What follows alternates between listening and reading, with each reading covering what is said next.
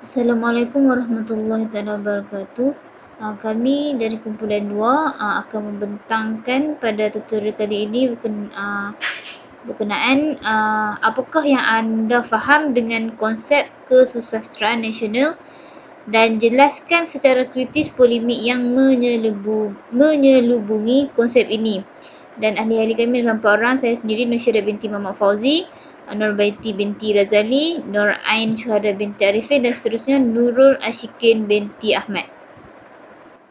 Baiklah, sebelum kita memahami apakah yang dimaksudkan dengan kesusasteraan nasional, kita perlu mengetahui bahawa bagaimana asal-usul pembentukan kesusasteraan nasional ini. Sebagaimana kita tahu, setelah negara kita mencapai kemerdekaan pada tahun 1957, pelbagai isu ataupun polemik yang terjadi yang mana dalam kalangan masyarakat berbilang kaum negara kita berlakunya kekancahan politik dan masyarakat kita ini tidak mempunyai persefahaman dalam berkongsi ciri-ciri yang sama. Oleh itu, pelbagai isu yang timbul menyebabkan dasar kesusasteraan nasional ini mula diwujudkan. Okay. Justru itu, isu tentang kesusasteraan nasional amat penting dalam konteks negara kita. Sebagaimana kita tahu, sastra nasional menjadi satu medium karya sastra dalam mempengaruhi hubungan etnik, dalam mengikis sikap prasangka masyarakat pelbagai kaum di negara kita. Sebagaimana menurut pendapat yang dibukukan oleh persidangan penulis-penulis Malaya bahagian Melayu 1962 mendefinisikan bahawa kesusasteraan nasional dalam konteks Malaysia sebagai kesusasteraan yang dihasilkan dalam bahasa Melayu. Hasil karya sastra yang ditulis mestilah dalam bahasa Malaysia dan kandungan isi-isi karya sastra tersebut mestilah berlatar belakangkan kehidupan masyarakat di Malaysia. Hal ini bertujuan untuk mewujudkan identiti kebangsaan dan mencorakkan pemikiran bangsa Melayu yang tinggal di Malaysia. Perkara ini telah disokong oleh Chiu Fong Feng pada tahun 2000 juga berpendapat bahawa sastra nasional adalah gambaran dalam melakarkan cerita-cerita orang atau masyarakat yang terlahir batin di Malaysia. Hal ini di mana ia merujuk kepada sastra yang ditulis berpandukan kepada lakaran masyarakat Melayu yang telah berumah status tetap di Malaysia. Dan juga pendapat Muhammad Nur Azam 1981 menurutnya kesusasteraan nasional ialah hasil karya sastra yang melukiskan latar belakang Malaysia. Hal ini telah disokong maksudnya selaras dengan pendapat DBP yang mana sejak negara mencapai kemerdekaan pada tahun 1957, institusi ini telah menetapkan bahawa bahasa Malaysia telah menjadi teras utama dalam pembangunan sastra dan bahasa di Malaysia. Oleh itu, konsep kesusasteraan nasional ini menimbulkan pelbagai isu dalam pandangan etnik di Malaysia yang mana pada umumnya orang bukan Melayu ini, khususnya kaum Cina, menganggap bahawa pembentukan kebudayaan kebangsaan yang mencorakkan bahasa Melayu sebagai bahasa utama dalam karya sastra ditentang kuat oleh Cina, terutamanya MCA. Mereka ni menuntut supaya garis panduan yang diambil kerajaan mempunyai persamaan ataupun hendaklah berupa rundingan dan perbincangan umum di dalam pelbagai kaum. Mereka ini melihat bahawa perlunya rundingan daripada kalangan masyarakat di Malaysia, terutamanya masyarakat berbilang kaum dalam menentukan wadah ataupun sastra itu ditulis dan mempunyai ciri-ciri yang sama.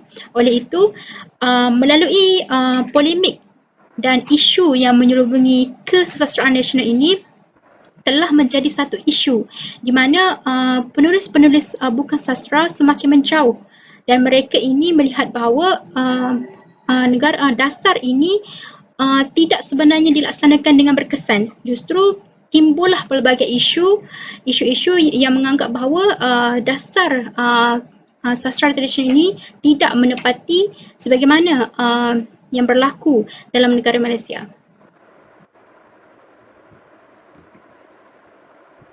Walaupun isu sastra nasional ini telah menjadi satu dasar yang telah diperkenalkan di Malaysia selepas kemerdekaan, namun isu ini telah menjadi satu isu yang mana wujud sikap prasangka atau menimbulkan satu penolakan dalam berkongsi ciri sastra yang sama. Hal ini di mana walaupun dasar kebudayaan kebangsaan telah dilaksanakan, akan tetapi pengarang-pengarang tempatan tidak menghayati sepenuhnya dasar yang diperkenalkan oleh negara ini.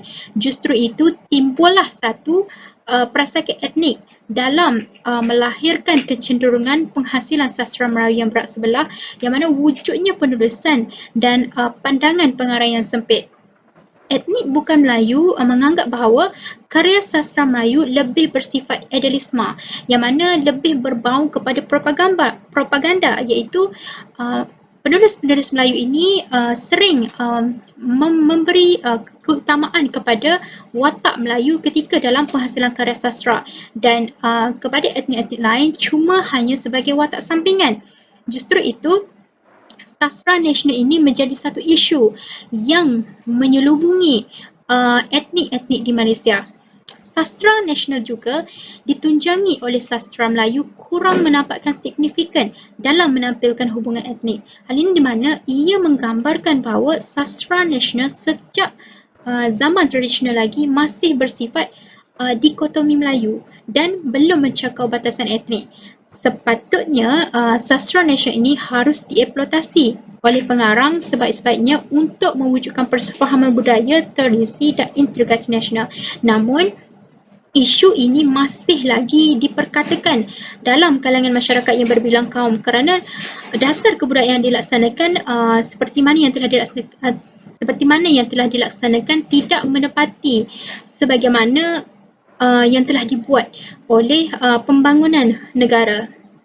Oleh itu, kita pergi pula kepada slide yang seterusnya untuk menjelaskan dengan lebih lagi bagaimana isu-isu sastra nasional ini diselubungi oleh sikap-sikap masyarakat yang berbilang kaum, sikap prasangka mereka dalam masyarakat berbilang kaum.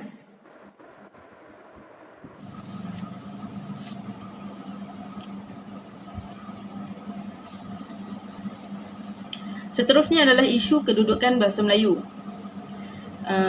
Kesusastraan nasional ataupun kesusastraan kebangsaan adalah hasil kesusastraan rakyat yang ditulis dalam bahasa kebangsaan. Jadi bahasa ini begitu penting kerana bahasa merupakan pemancar budaya serta alat untuk mencapai budaya. Jadi dengan kesedaran ini, bahasa Melayu diangkat sebagai bahasa kebangsaan. Jadi sejajar dengan perubahan masa, bahasa Melayu terus dimantapkan sehingga berjaya menjadi saluran pentadbiran negara dan diakui oleh golongan penjajah yang datang sebagai bahasa lingua franca. Dan seterusnya terpaksa menggunakan bahasa ini sebagai alat komunikasi mereka dengan semua kerajaan di seluruh alam Melayu. Perkembangan yang kini, bahasa Melayu adalah bahasa rasmi Malaysia dan alat ucapan seni yang dapat dikatakan wajar dan logik dari perkembangan zaman awal pada dekad 20-an lagi. Pengisytiharan ini mempunyai pengertian yang penting kepada kedua-dua kaum, Melayu dan bukan Melayu, di mana kaum Melayu bergembira bahasa mereka menjadikan bahasa rasmi tunggal, manakala kaum bukan Melayu turut senang hati apabila bahasa ibunda mereka boleh digunakan untuk apa-apa perkara juga kecuali untuk sebab-sebab rasmi. Jelaslah bahawa bahasa Melayu sebagai bahasa kebangsaan bukan sahaja termaktub dalam perlembagaan, malah pernah menjadi lingua franca rantau semenjak abad ke-14. Oleh itu, bahasa ini difahami oleh semua warga negara, sedangkan bahasa-bahasa lain hanya difahami oleh suku-suku tertentu sahaja. Maka menurut Ismail Hussein pada tahun 1971, ia tidak sesuai dijadikan sastra kebangsaan tetapi digelar sastra sukuan.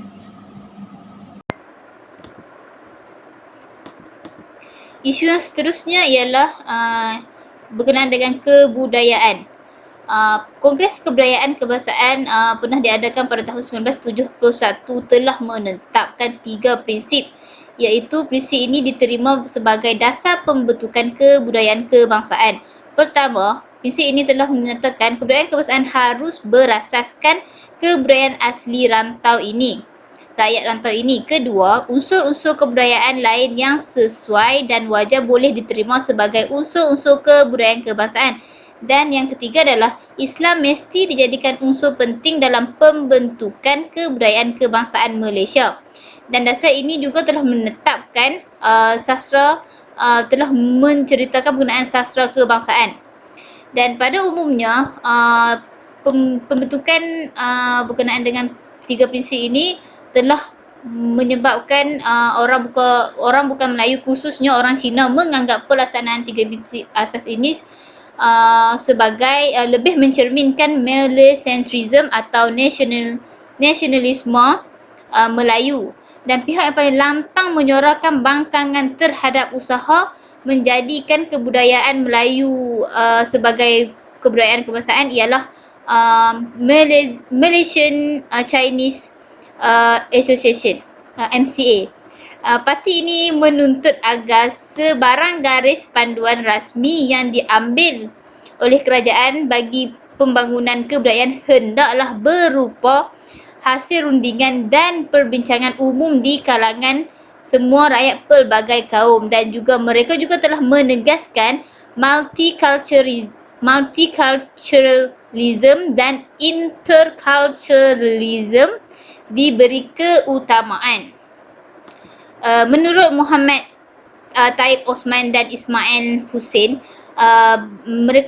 mereka telah menyatakan sastra kebangsaan ialah sastra yang ditulis dalam bahasa Melayu dan menceritakan tentang latar belakang Malaysia. Hanya sastra Melayu dapat memberi kesedaran kebersamaan rakyat Malaysia pada peringkat kenegaraan dan perpaduan sosio budaya mengatasi sub budaya pada peringkat rendah. Beliau juga telah menyatakan bahawa jikalau dibandingkan dengan corak sastra yang lain, sastra Melayu mempunyai kelebihan ciri-ciri yang wajar untuk menjadi asas kepada pertumbuhan lebih lanjut dalam kesastraan Malaysia pada masa akan datang.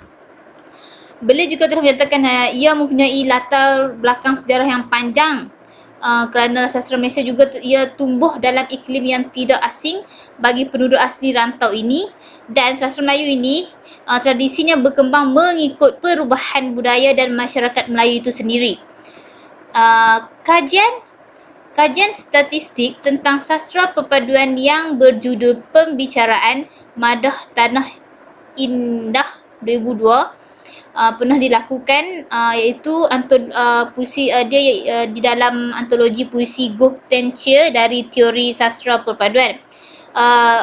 Perkara ini telah dibentangkan oleh pengkaji dalam festival puisi pelbagai kaum ketika itu, telah mendapat sambutan yang sangat memberangsangkan.